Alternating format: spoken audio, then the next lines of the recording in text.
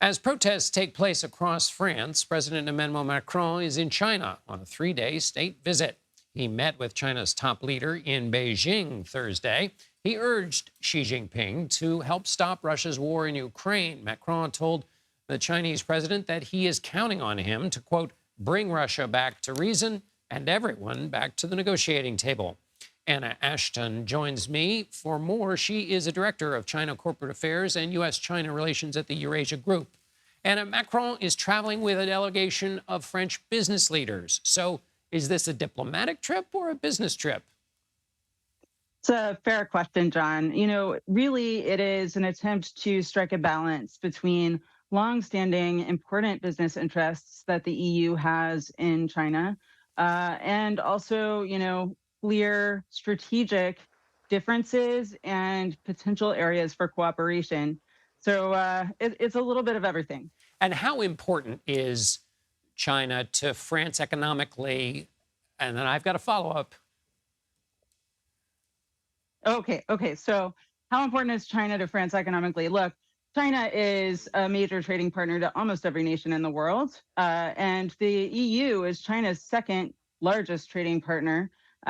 So the economic relationship between France and China, between all of the EU 27 member states and China, can't really be understated. And how much What's your follow-up question? Well, the follow-up is, I didn't want to double barrel it, but how much different then is that economic connection than the U.S. one? Because what I've heard about is basically France and the EU can't handle the economic tension with China in the same way the U.S. might be able to. And so how do we compare those two?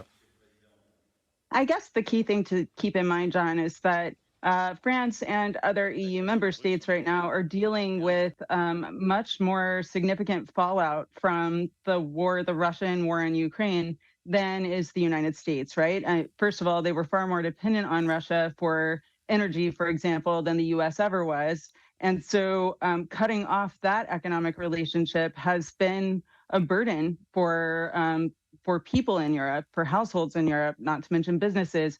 And with China being another enormous trading partner, they can't afford to have both of those relationships unraveling at the same time.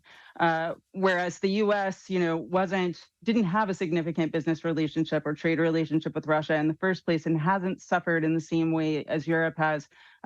It would be an enormous problem for the U.S. if the U.S.-China economic relationship were to precipitously unravel in a significant way.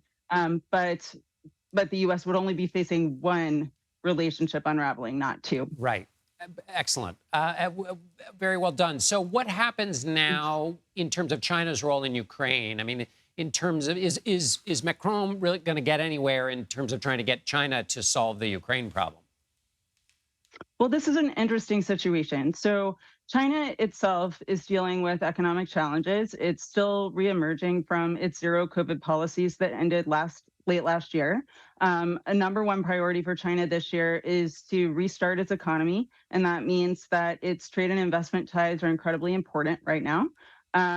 Russia is also strategically crucial to China, especially as the U.S.-China relationship continues to get worse.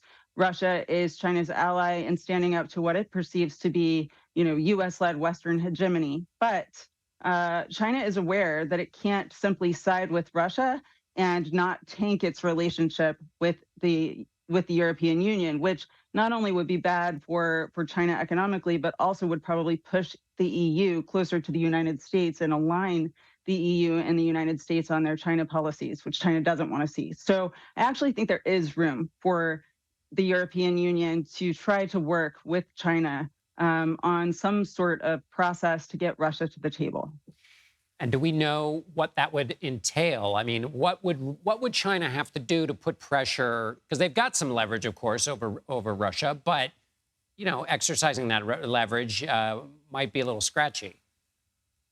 Right. China does have leverage over Russia, but there's a lot of debate among analysts who follow these things closely about exactly how much leverage China can exercise, how much they can really push Putin to change his behavior. I think that remains to be seen, but we do know that Putin doesn't want to lose this war. So if it comes down to it and some sort of peace negotiation is the only way to back out of this mess that he's gotten himself into, then presumably he will be amenable to considering it. The question is, is Xi Jinping going to pick up the phone or get on a plane and talk to Zelensky? Because he hasn't yet. Right, right. That's a fascinating question. Anna Ashton, thank you so much for being with us. Thank you.